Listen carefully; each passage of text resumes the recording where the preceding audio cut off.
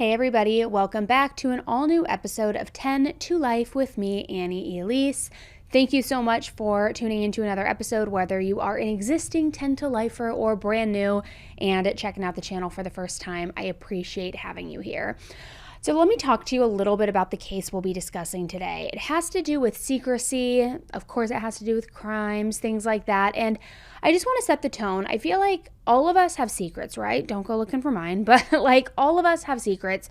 Even somebody who you think is the most honest person in the world probably has some secret. Maybe it's a smaller one, like they think their best friend's laugh is annoying and they just keep that to themselves because they don't want to hurt their feelings. But I feel like all of us just have secrets, whether they're low stakes or high stakes. Some people even have huge secrets, affairs, obsessions, violent crimes, I mean, you name it. And that's one of the most interesting things about today's case. It's a very gruesome murder, yes, but every single person who was involved had a very big secret. And the key to solving this gruesome murder wasn't about finding out who was lying and who was telling the truth. No. The police were able to cut through all of the noise to see which secrets ended up being worth killing over. So we are going to go right into this case, but be warned, you're going to be with me for a minute because it's got a lot of twists and turns. It's a longer one, and boy, do we have a lot to talk about. So guys, let's jump right in.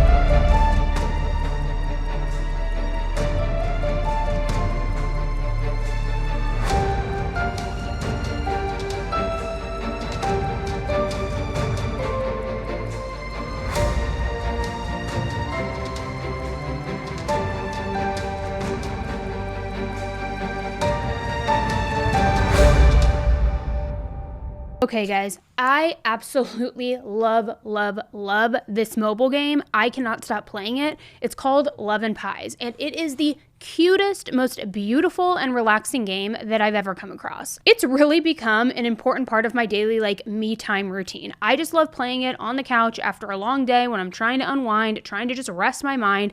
It's the best. Let me tell you about it. So Love and Pies follows the journey of Amelia Green after somebody has burned down her family cafe and her mom disappeared, and everybody is a suspect. So this game is perfect for anybody who loves true crime, like I know all of us do, who love mystery, because it's full of intriguing riddles and a cast of very diverse characters who could all be suspects in the case. So it's time for you to put your detective skills to the test. Now, Love and Pies always offers super exciting new events and competitions. It never gets boring. And right now they've launched their brand new Gothic Pass. In Gothic Pass, you dive into the tale of Edwina's historic manor that's set for demolition, and you join forces to revive it to its former glory. You can earn these stunning decorations as you help Edwina restore her great aunt's legacy. So join the restoration adventure. Now this is a limited time only, so make sure to download today to join this restoration adventure and collect all of the exquisite Gothic style decorations, which honestly kind of suits me perfectly. It's kind of my vibe. What are you waiting for? Click the link in my bio or scan the QR code on screen to download Love and Pies today. Latrice Curtis was born on May 28, 1986. When she was growing up, she was extremely close to her entire family, including her parents, Sherman and Cynthia Jones, and her 4 siblings. She also had a ton of friends. I mean, right from the get-go, Latrice was just a people person. She was outgoing, she was popular all the way through high school, and she was the sort of person who could just walk into a room that was full of strangers that she didn't know and just strike up a conversation. It was no big deal to her. It was easy. Then, by the time she was ready to go, she would have everybody's phone number. She had all of these relationships built. I mean, it just came easily to her. She was also a bit of a tomboy and a daddy's girl. She followed her dad, Sherman, around everywhere he went. They went fishing together, they played basketball, and more importantly, Latrice knew that she could tell her dad anything. It didn't matter how scary or tough the situation was, he was there, at her side, every step of the way. Basically, they had the ideal father-daughter relationship. There was complete trust and there was mutual respect.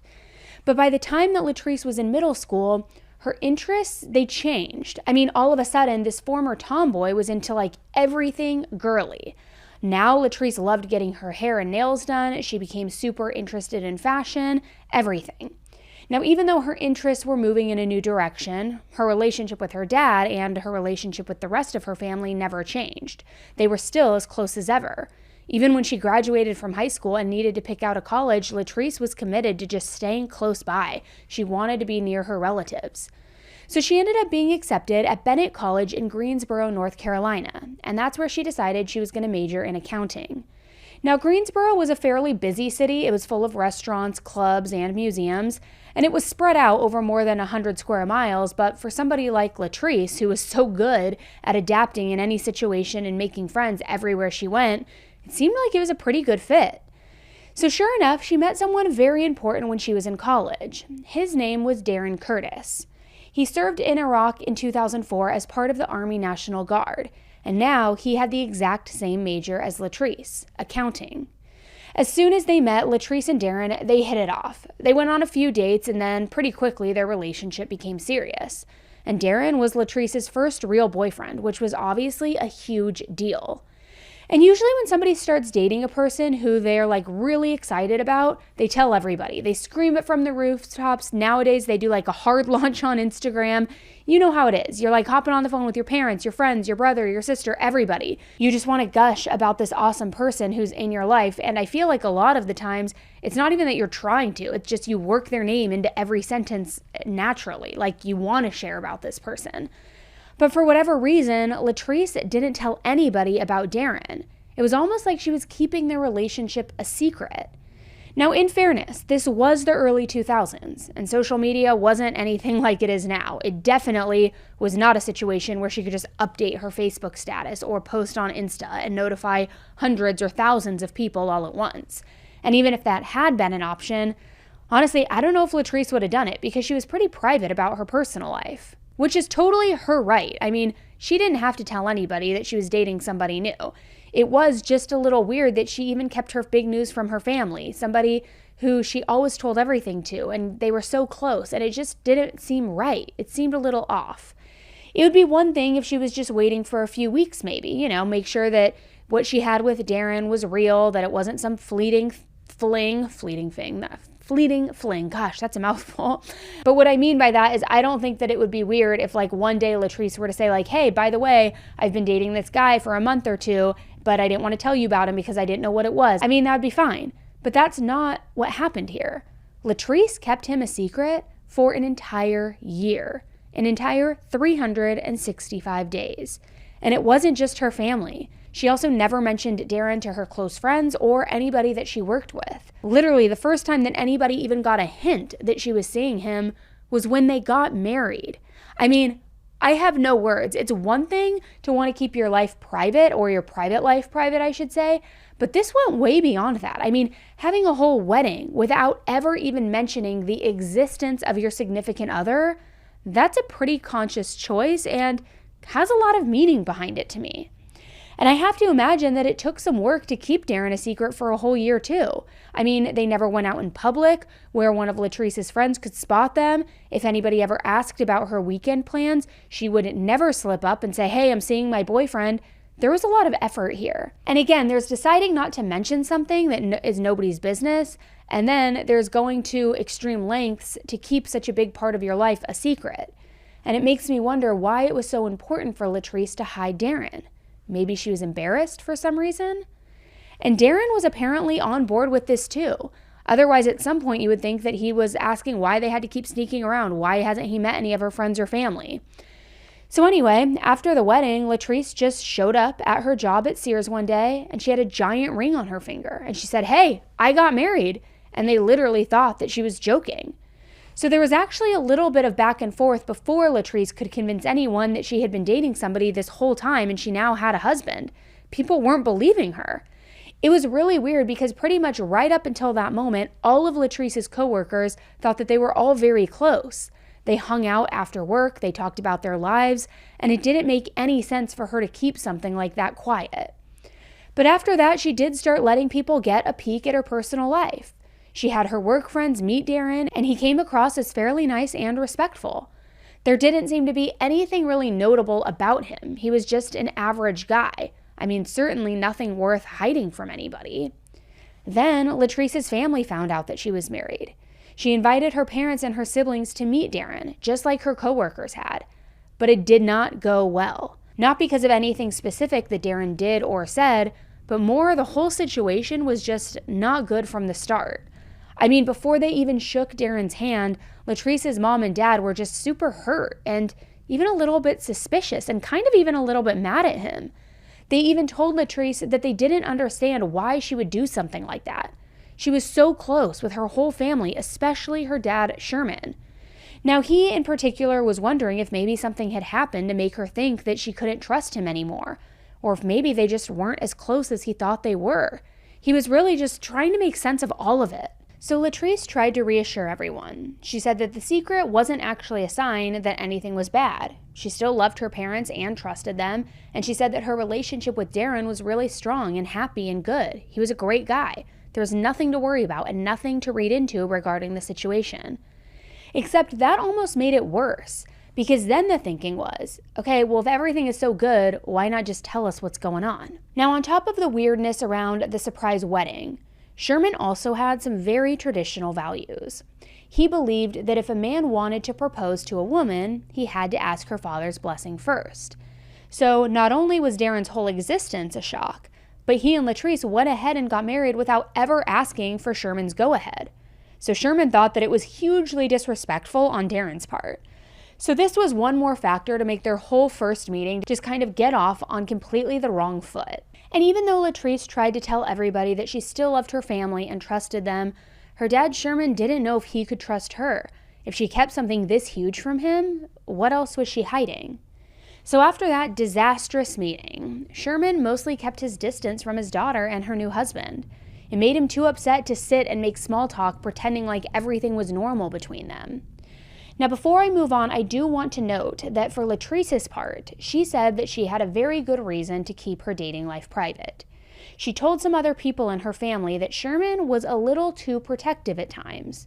She thought that if he knew that she was in a more serious relationship, he might take the news badly. Of course, nobody knows what anyone else's family situation is like, and I'm not sure what exactly Latrice thought was going to happen when her dad, Sherman, found out. And keeping a whole year-long relationship secret, including an engagement and a wedding, I mean, that feels like an extreme step to me. But I trust that Latrice knew her own situation better than any outside person ever could. And she had her reasons to keep it to herself, and she had the right to decide what she was comfortable sharing and what she wanted to keep close to the chest. So I'm not going to lie and pretend this whole situation wasn't super weird, but people do have the right to privacy and to be weird if that's what you call it. Nobody, not even your parents, is entitled to any personal information that you aren't comfortable sharing. So even though Latrice's dad was keeping his distance, she and Darren tried to keep moving forward with life like normal. They both decided to transfer to North Carolina Central University, which was in Durham, North Carolina, and they both wanted to finish their degrees there. Now, Durham was about an hour's drive from Greensboro, so this wasn't a major move on their part. It was also a pretty big city and home to two large universities. So Latrice and Darren still had lots of opportunities to go out, socialize, sightsee even, and do all the same things that they had enjoyed doing back in Greensboro. Not that they had a ton of free time to go to parties or explore, though, because Latrice was working part-time and going to school full-time. She was also navigating the newlywed life and trying to fix things with her family as much as she could. By early 2008, her relationship with her parents still wasn't great, though. But on the upside, she only had one semester left to get her degree and to then be able to move on to the next stage of her life. So that was her headspace on January 29th, 2008. That day started out like normal. Latrice went to class and Darren went about his business. Most days she would call Darren when she was leaving campus so that he would know when to expect her home. Around 10 p.m., Latrice reached out to say that she was on her way. She was going to grab something to eat and then head back to the apartment right after. Darren figured that it wouldn't take any longer than 30 minutes, maybe an hour at most, so he got ready for bed without waiting up for her. But an hour went by and Latrice didn't come back. And then that hour became 2 hours, then 3. So by this point, it was the middle of the night. Not only was Latrice still not home, but she also hadn't called Darren to explain what the holdup was.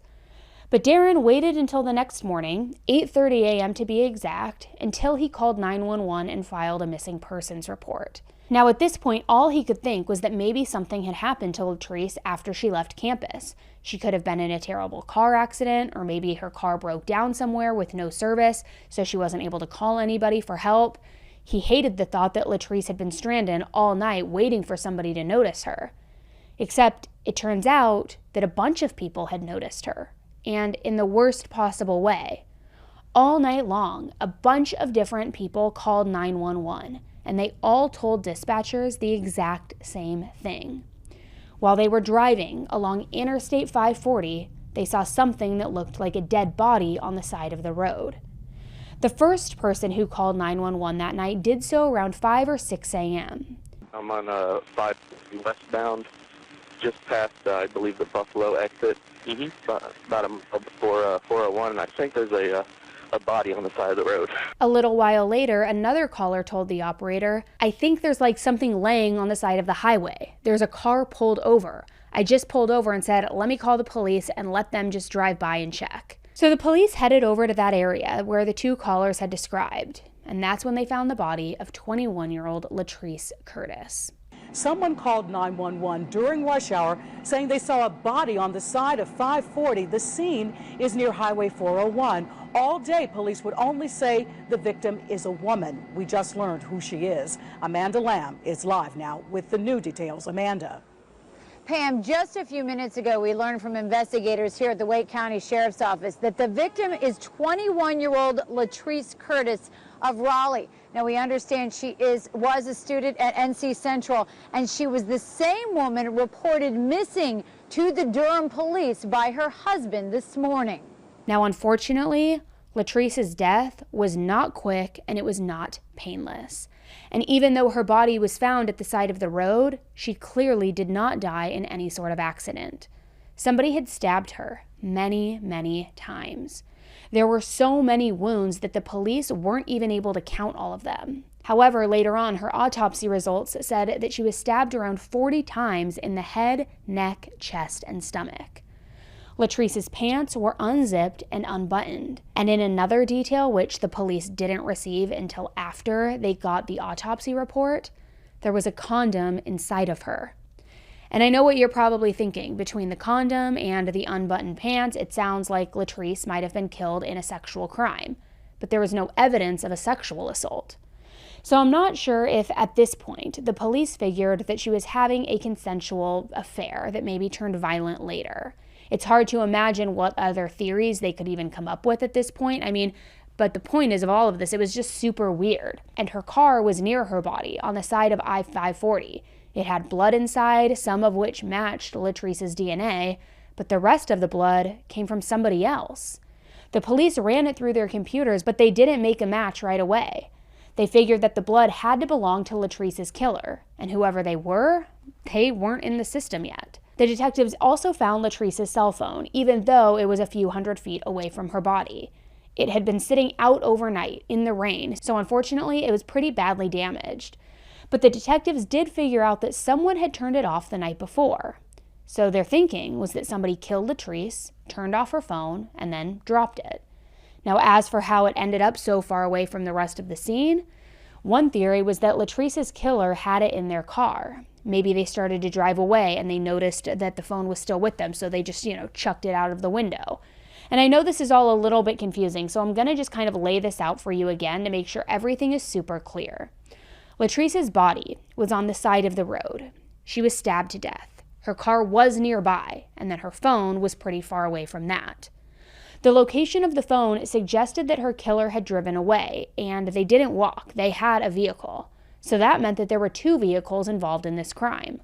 Latrice's, which was still at the scene, and the escape car, which was presumably with the killer. But the question is, why did Latrice get out of her car in order to get stabbed at the side of the road? Like, did the killer somehow find a way to get her to pull over so that they could hurt her, they could attack her? Or did Latrice stop on her own, and then somebody saw her standing there and took this opportunity to attack, a crime of opportunity?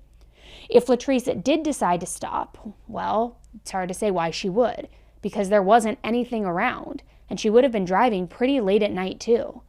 So needless to say, the police had lots of questions, and not much in the way of answers, I'll be honest. Keep in mind that the detectives hadn't even identified Latrice yet. They found her body at around 5 or 6 in the morning. This was a few hours before Darren reported her missing, and since her phone wouldn't turn on, they didn't have any way of figuring out who she was, so they were basically starting from zero. So when Darren called 911, he actually helped move the investigation forward in a pretty big way, because the moment the detectives heard his description of what Latrice looked like, and when he added in that key detail that she was driving down I-540, the police realized that this woman had to be his wife. My wife goes to school out at North Carolina Central, and she did not come home last night. I talked to her last night. She was on her way home. She was in the car and everything. She hadn't showed up since. So naturally, once they knew who Latrice was, the police had some questions about why Darren waited so long to report her missing. You would think that he would have called 911 much, much earlier, at least by midnight maybe the night before. They figured he might have stayed quiet because he had something to do with the murder. And if he killed Latrice himself, maybe he wanted to buy a few hours before calling it in. I mean, why else would he stay quiet? And as it turned out, Darren was keeping a pretty major secret. But it wasn't the one that police thought. See, that morning, Latrice's parents had turned on the morning news, just like they did every single day. And the first thing that Latrice's dad, Sherman, saw was a headline about how a body had been found at the side of the freeway.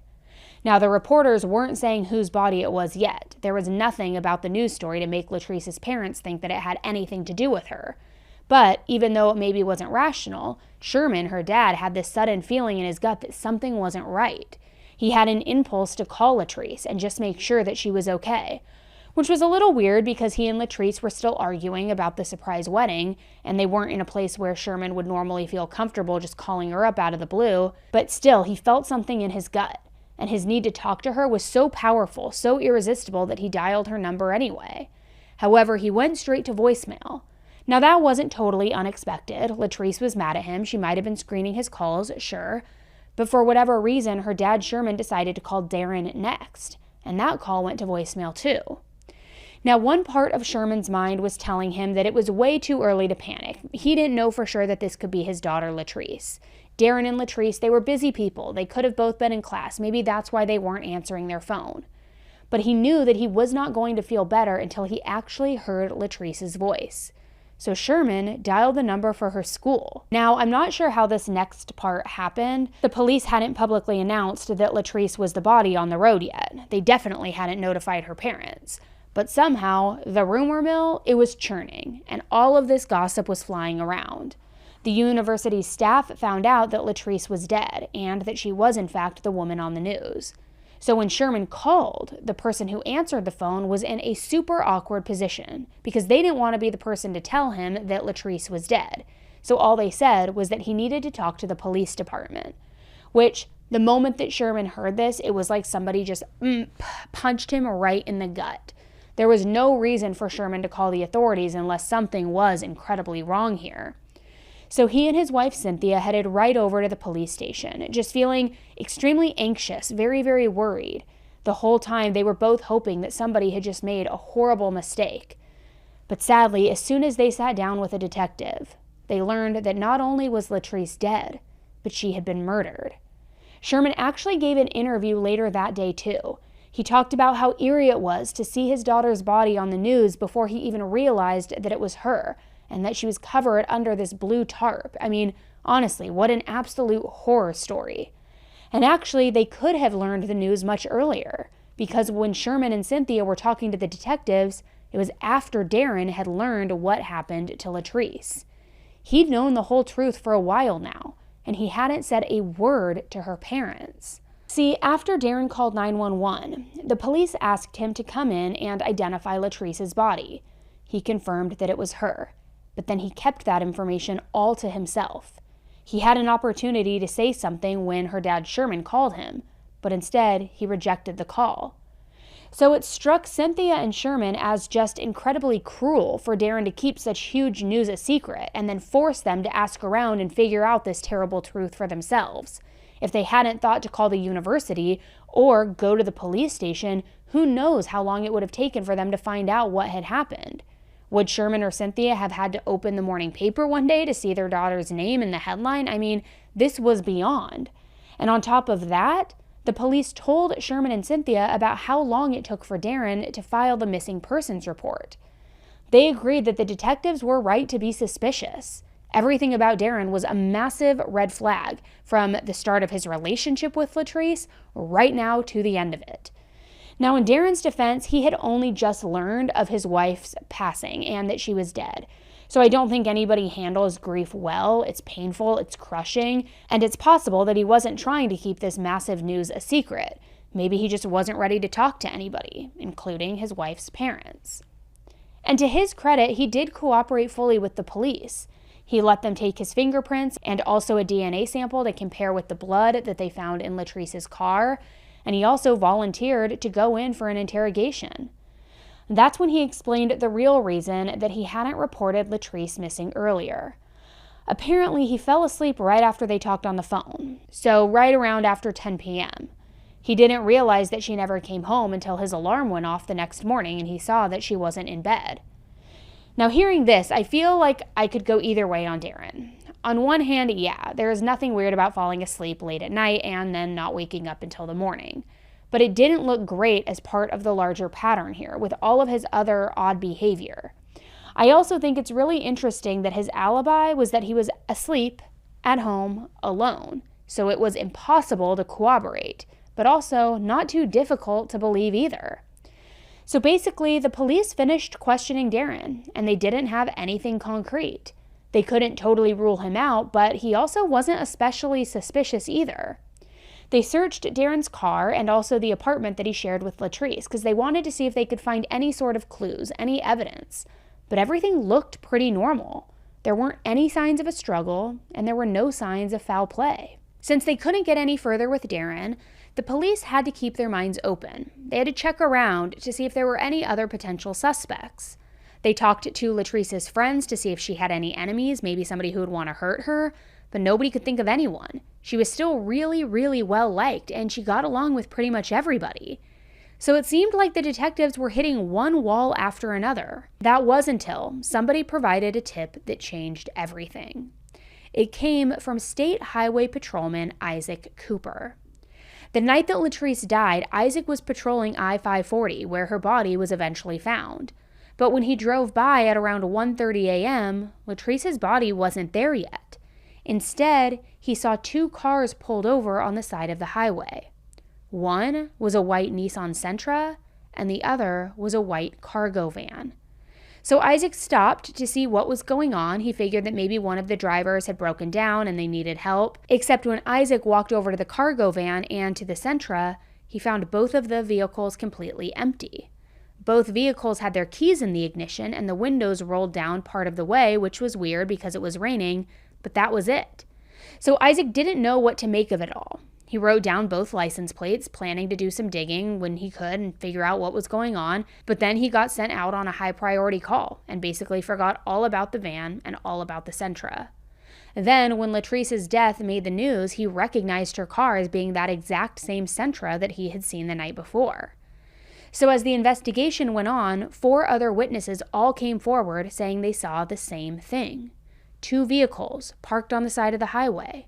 The only variation in all of these tips was that some people thought that the car and the van were right next to each other, but then others said that they were on opposite sides of the interstate. So the detectives looked up the license plate numbers that Isaac gave them.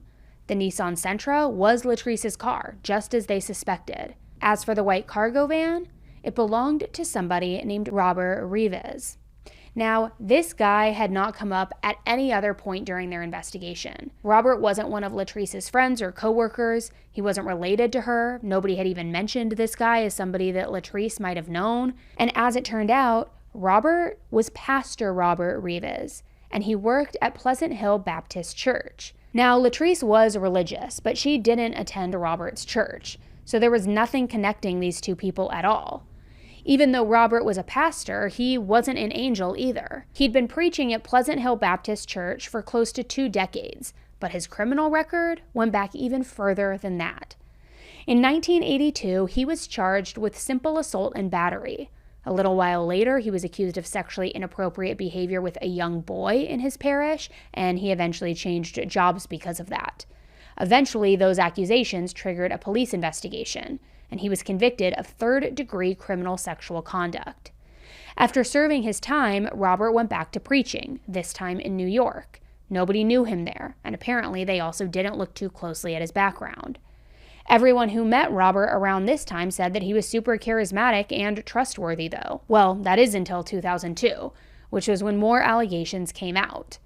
This time, he was charged with first-degree criminal sexual conduct. He also got into trouble for financial card theft, larceny, possession of a stolen vehicle, and solicitation to obtain stolen property under false pretenses. Now, nothing about this background, though, explained why Robert would want to hurt Latrice. But with a criminal history like this, the police had to, of course, treat him as a suspect. So they brought him into the station for questioning. Right away, the detectives noticed that Robert had a bunch of cuts and scratches on his hands. He had them on his legs, his hands, almost everywhere, and they looked pretty recent. And one of the cuts was on his right hand, and it was super deep. So the detectives asked him, "Hey, what are all of these cuts from?" And Robert said that he was moving a desk at his house. It had a lot of splinters and a lot of rough spots, so because of this, it cut up all of his hands. Robert also said that his roommate Stephen had helped him move the furniture in case they needed to verify his story. And as it turned out, he had a pretty easy explanation for everything. Throughout his interrogation, Robert cooperated really well. He was totally calm, cool, collected, even when they took his picture and gathered his DNA. In terms of his alibi, Robert said that on the night of Latrice's murder, he needed to be at church for an evening service. So he left his house at about 8 p.m., which is important, and I'll come back to that later. He had the service and he finished up around 10. Then he wrapped up his work for the day and he drove back home. It was maybe 11 or 11:30 by the time he got back, but Robert hadn't noted the exact timing. That said, Robert lived with 2 roommates, and he said that either one of them could corroborate his whereabouts. But then he started saying some pretty wild things. Robert claimed that he didn't know Latrice super well, but that he had seen her around occasionally because they shared a mutual friend. Specifically, Latrice was apparently having an affair with his roommate Stephen Randolph. Stephen played basketball at NCCU, the same college that Latrice went to. So it seemed safe to assume that Latrice and Stephen may have met in one of their classes or something, or maybe even met on campus. Now, as for how Stephen knew Robert said he basically let Stephen live with him, basically as an act of charity. Now, when they first met, Stephen didn't have a job and his living situation wasn't great. I'm not sure all of the details, but Robert said that Stephen could live in his basement for a dirt cheap price of $300 a month, and that was all. That was how much he had to pay for rent. So, of course, Stephen moved in, and then that's when Latrice started coming around to see him. Robert said she was actually at their house right before the murder, too. When he left to go to that church service at around 8 p.m., her car was parked out front. And Robert also said that he knew that Stephen and Latrice were having sex that night. As for how Robert's van ended up on the freeway, he insisted he never stopped there, but maybe Stephen had a key. Apparently, he had had some car troubles and someone had recently slashed his tires. So as an act of kindness, Robert let Stephen borrow his van so that he could get around. He also told Stephen to use it whenever he needed it. He didn't even have to ask him for permission. This meant it would have been really easy for Stephen to take the van out, late at night, while Robert was asleep. On top of all of that, Robert made a lot of other really alarming comments about Stephen. Among other things, Robert said that Stephen had been stockpiling a ton of weapons, including knives and swords. He also said that one day when he was in Stephen's bedroom, he found a gun under his pillow. And according to Robert, right before she died, literally just a few hours before, Latrice told Stephen that she wanted a more serious relationship. To hear Robert tell it, Stephen might have killed Latrice because she was pressuring him into a commitment that he didn't want to make. It sounded like he had the motive, the opportunity, and the means between Robert's van and all of those knives. So next, the police talked to Stephen. They wanted to get his side of the story. And while Stephen agreed with Robert in terms of the basic facts of what he shared, he had a very different viewpoint on how the past few months had played out. See, Robert had acted like he was a fatherly figure to Stephen, taking care of him in his time of need and all of these things. But Stephen said that Robert made unwanted sexual advances on him pretty soon after they moved in together. Stephen specifically said that Robert was willing to let Stephen live in his home rent-free in exchange for oral sex. And apparently this was such an over-the-top offer that Stephen thought that he was joking at first. Once he realized that Robert meant what he said, Stephen got super angry and he stormed out of the house. About 10 minutes later, he came home and he set some boundaries, namely that nothing like that would ever happen between them. So apparently Robert apologized, and then Stephen hoped that that would be the end of it. But it wasn't. In fact, Robert kept bringing it up and pressuring Stephen pretty hard for sex, which sounds extremely uncomfortable. And I think it's also worth highlighting the power difference between Stephen and Robert. Again, I don't know what his housing situation was like before this point, but it sounds like Stephen couldn't afford to move anywhere else. He might have felt like he had to put up with Robert's sexual harassment if he didn't want to end up homeless. And things got to a point where Stephen didn't feel safe or comfortable in his own place. So he eventually borrowed his cousin's gun and he kept it in his room. He hoped he would never have to use it, but he felt better knowing that it was there in case he ever needed it. On top of that, these strange things started happening in Stephen's life. Now, when I tell you about them, there was nothing concrete to prove that Robert was behind everything, but I don't think it's that hard to see why Stephen was suspicious, given everything else we know about Robert. So at one point, Stephen was dating a woman named Velma Newton. She came over sometimes, and Robert knew who she was. In late October 2007, Velma started getting very disturbing phone calls from an unknown number. The caller wasn't threatening Velma directly, but instead, he talked about all of the bad things that he would do to Stephen. He said that he would break both of Stephen's legs so that he couldn't play basketball anymore. And he told Velma the only way to save her boyfriend was if she told him to, quote, stop doing whatever he is doing. Then, the caller started reaching out to Stephen too. He said he hoped Stephen had a gun, which was way too weird and scary to be a coincidence. He was saying this literally right after Stephen got that gun from his cousin. So after that conversation, Stephen was shaken, and he went right home to check on the gun. And when he did, it was missing. Later, he confronted Robert, who admitted that he took it. Just a few weeks after that, Stephen got a flat tire. He didn't immediately connect it to the threatening calls, he just headed over to a gas station to fix it. But then, the second he got to Velma's place later that day, calls started pouring in again, almost like somebody was watching him and tracking his movements, so they knew the exact second that he would be available to answer these phone calls. And sure enough, when he wanted to head home again that night, he found that all 4 of his tires had been slashed.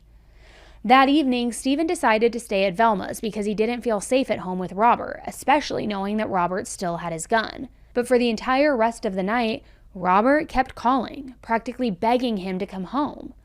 Then he started acting like he was the one who was scared. Robert said that there was some stranger knocking on the front door and ringing the doorbell repeatedly. So basically, he acted like he wanted Stephen to come home and protect him.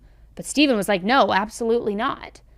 The next month, during Christmas break of 2007, Stephen went out of town to visit his family in Baltimore. While he was gone, Velma got yet another disturbing phone call. This time, the unknown caller told her that he had slashed all 4 of her tires and that he was sorry.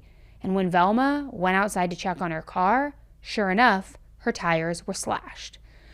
So clearly somebody was obsessed with Stephen and Velma, and the evidence was all pointing to Robert. But even though the behavior seemed to be getting worse and worse, Stephen refused to be intimidated into letting Robert control his romantic life. So he even started dating somebody new, Latrice. So yeah, that part of Robert's testimony was true. Latrice really was cheating on her husband Darren with Stephen. Stephen knew that Latrice was married, but apparently that wasn't a big deal breaker for him. I mean, obviously Stephen and Latrice weren't exclusive. Latrice was still with Darren, and Stephen was still seeing Velma on the side too.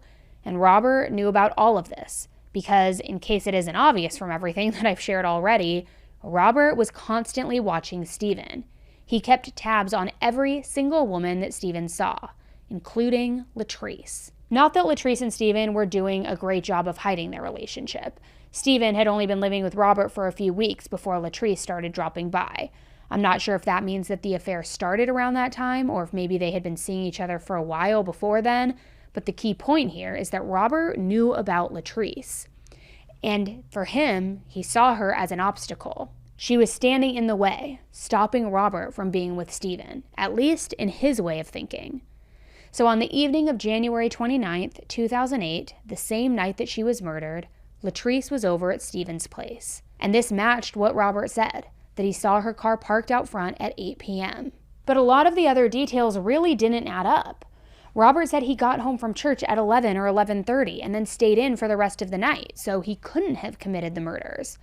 But Robert and Stephen had a third roommate, and she said that she fell asleep sometime between midnight and 1 a.m., and she had not heard Robert come in before then. She did confirm, though, that Latrice and Stephen were around for the first part of the evening. They were having sex, and according to Stephen, the condom came off while they were having sex, and it got stuck inside of Latrice. Now, Stephen was pretty upset about this. I'm not sure if Latrice was on any other kind of birth control or if they were worried that she might get pregnant, but Latrice left pretty soon afterward, before she could even get cleaned up. And Stephen decided to take his mind off things by calling another friend. Then he and that friend decided to go over to Velma's house. This was around 10 p.m., so right around the time that Latrice called Darren and lied, saying that she was now leaving campus and on her way home. While Stephen was at Velma's, Latrice called him, presumably from the road. She said she was sick of sneaking around, sick of cheating. She wanted them to have a real relationship. Now, Stephen knew that Latrice was married, and he was literally at another woman's house, so, it was pretty likely that he wasn't interested in making a commitment right then and there. So he said, you know what, let's just talk about it in person. And that's the last time that he ever spoke to Latrice. But it wasn't the last time that she ever called him. A little bit later, his phone rang again, and her name came up on the caller ID. But when Stephen answered, he didn't hear anyone, just silence. He figured that maybe it was a butt dial, an accidental dial, so he hung up and he didn't think anything of it. He wasn't the only one, though, who got a call like that during the night. At around 2 a.m., Latrice's phone dialed her best friend, Kimberly Parker. It was late enough that Kimberly's first thought was that something had to be wrong. Latrice wouldn't be calling to chat that late at night. But when she answered, nobody was there. Now, I don't mean that the line was dead. She could hear traffic. She could hear wind. It sounded like someone had called her from the side of the road, but that they weren't saying anything. Kimberly also heard some footsteps in this call. And when the call ended, she called Latrice back. But she said that the call went straight to voicemail, like Latrice's phone had been turned off or something, which we know by now it had been turned off. So back to Stephen. He was at Velma's until around 1:30 a.m. He went home and he noticed that Robert's van was not parked in the driveway, which was kind of odd given how late it was. But Stephen also figured that it was none of his business. Not to mention, I've got to assume that he was kind of relieved to know that his creepy roommate wasn't home. I know I would feel a lot better walking into my house if I had a confrontation with this guy who just was nonstop harassing me for months, and if they weren't there finally. So Stephen went inside, and we know it was Stephen because the house had a high-tech security system. To unlock it, he had to type in a personal code, and Stephen's code was different from Robert's, and it was also different from the other roommates. As for Robert, he used the master code to disarm the security system at 2:30 a.m. that night. And he was the only one who knew the master code, so it was pretty clear that he was out of the house when Latrice was murdered. So Robert's testimony was all about how Stephen was probably guilty, but Stephen made it sound like Robert was a super scary, violent guy who had plenty of opportunity to hurt Latrice. The evidence did seem to be pointing toward Robert a lot more than Stephen, but the police couldn't totally write either one of them off, not just yet, at least not until they got the DNA results. Robert's sample was an extremely close match with the blood that was found in Latrice's car. They were so close that the expert said that there was a 1 in 147,000 chance of anyone else in the state fitting that profile. So I think it's safe to say it was definitely Robert's blood. So now the police had a theory. Robert was possessive, and he hated that Stephen was dating all of these other women instead of him. So after Latrice left their house that night, he followed her down the interstate. Now, you'd think that if she had just stayed in her car, Latrice could have gotten home safely. I can't imagine that Robert would have tried anything if Latrice was parked in front of her house. She could have screamed for help, and someone like, her husband Darren could have run out and saved her. But as the theory goes, Latrice was feeling a lot of physical discomfort because that condom was still stuck inside of her. She wanted to remove it, and I guess she didn't want to wait until she got home. Maybe she was worried that Darren would catch her and have some pointed questions, thinking like, hey, why are you having an affair? Why is there a condom coming out? Or why is there a condom in the trash can? Or maybe it was another feeling of just I can't take another second of this. It's super uncomfortable, that kind of thing. So either way, she pulled over on the side of the road. So the theory is that's why her pants were unbuttoned. That's why her pants were unzipped. And that also explains how Robert managed to get her outside of her car. He didn't need anything to convince her to come out. She had pulled over on her own. And that's when Robert attacked. Latrice tried to fight him off, and she managed to make those 2 phone calls to Stephen and Kimberly, but she never had a chance to say anything or ask them for help.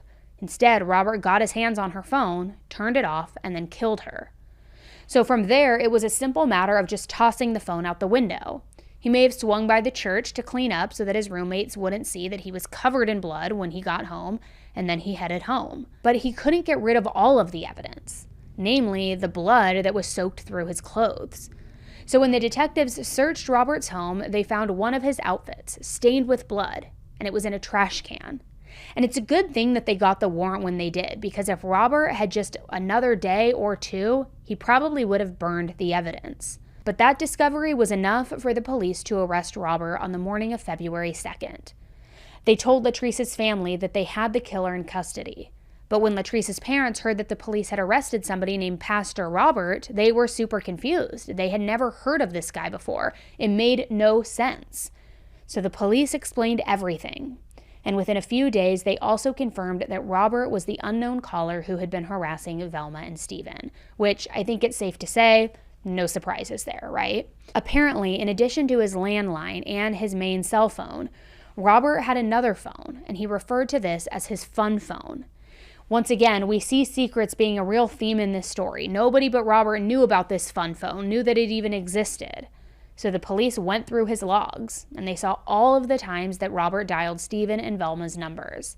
This included 7 times to Stephen on the day that his tires got slashed, and twice to Velma when her tires were slashed. But wildly, even with all of the DNA evidence, the eyewitness accounts, the phone logs, all of the evidence against Robert, his friends and coworkers refused to believe that he was capable of killing anybody. And one local minister, somebody who had worked with Robert for over 3 years, made a public statement. In this statement, he said, "Robert is an awesome man of God. He knows the Bible, knows people, a very classy gentleman. It's not his character, it's just not him.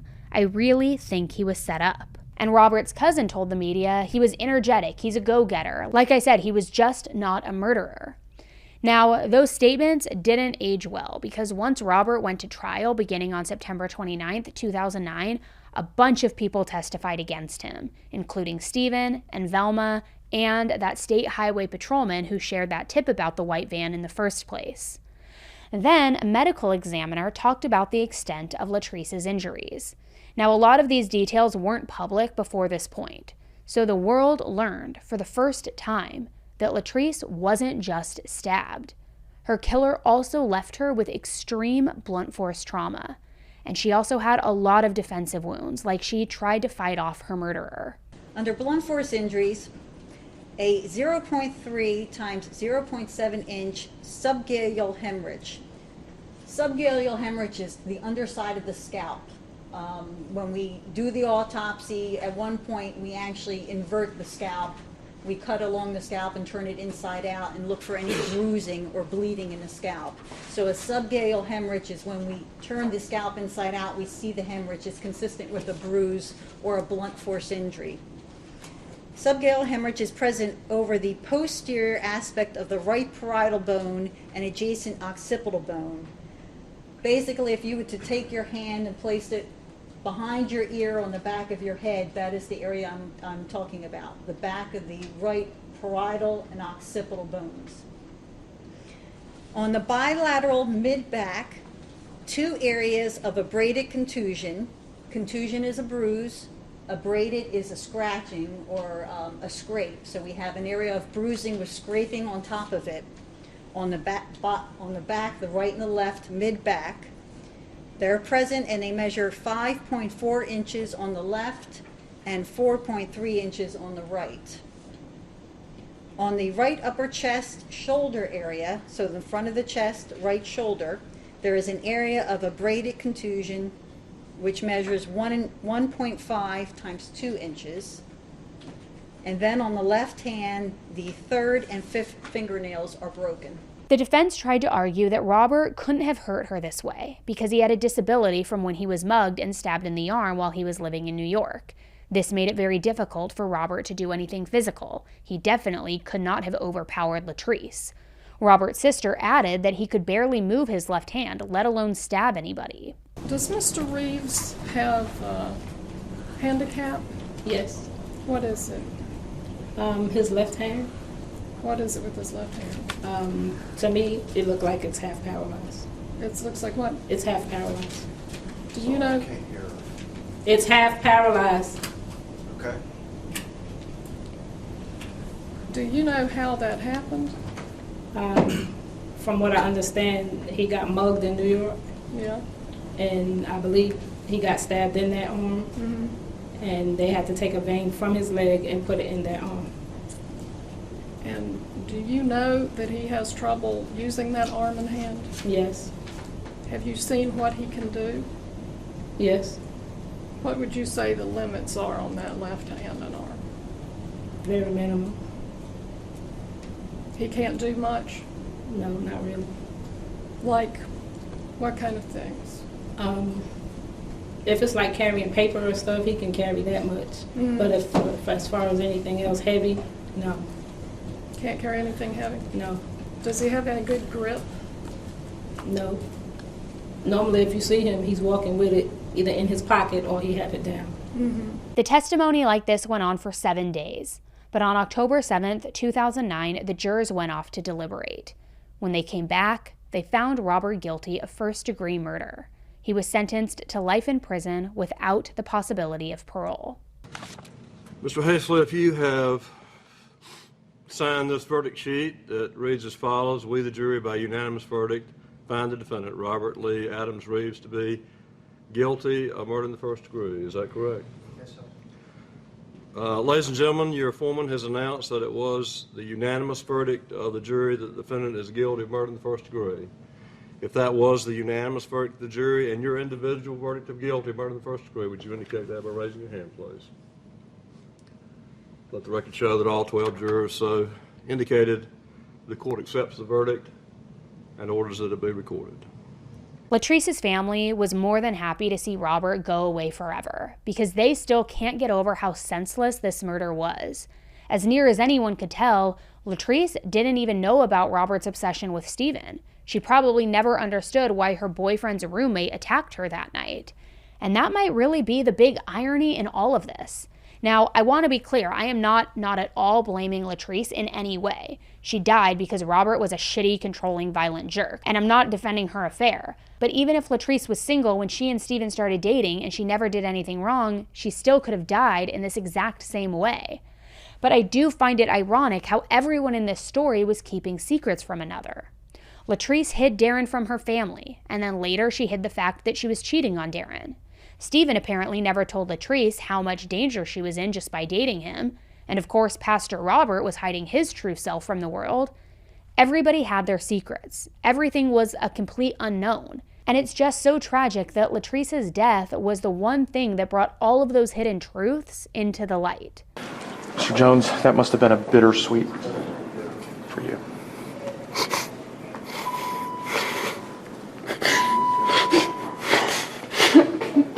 It's all right. Come on over here.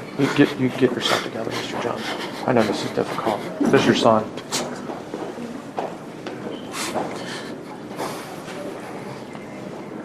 Emotionally, it's taking everything out of me. I haven't been able to sleep, eat. It was almost like reliving a year and 8 months ago all over again. But the best thing about this is I got closure to this thing.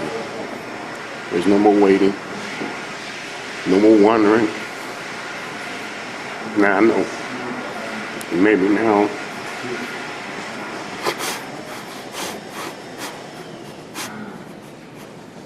we can go on with our life and try and get our lives back together.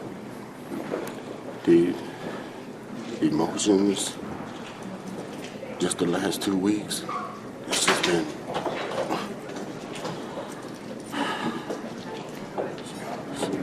it's unexplainable. It's unexplainable, but I tell you, I cried, but they tears of joy, man. And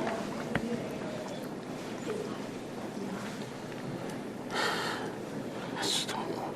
His attorney tried to plant doubt in jurors' minds. He did. And he may have. I mean, we've talked to some of the jurors. They wanted to be sure they didn't convict the wrong man. This is true. Were you? Never doubt in my mind, though. No doubt whatsoever. And I was here from the day that it started, from the jury selection up to right now, and was determined that I was going to be here regardless, because this man is a predator. This man, why he's been here this long without, I have no idea. I mean, in just the last part of of Mr. Cummins, of what he told us, you know, that's things we didn't even know. And I think that if they'd have known that in the beginning, it wouldn't have took this long to convict this man. What were your thoughts as he was led away today? Goodbye. Enjoy the rest of your life. Because, you know, he was tried for one murder, but he actually killed 3 or 4 of us because he killed my daughter, he killed my family, and he really killed himself. So he has no life either. And that's exactly how I want it to be with him. Now, I'm not a man of hatred, but this man really took something very precious away from us.